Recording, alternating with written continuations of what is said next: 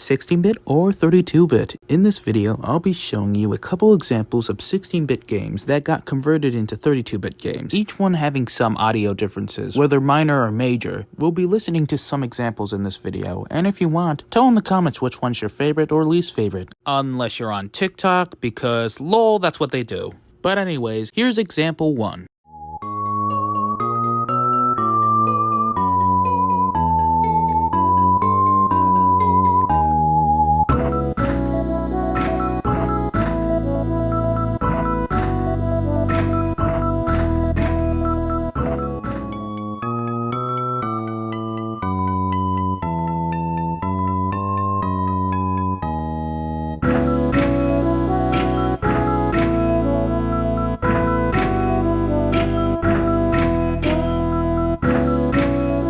Here's example 2.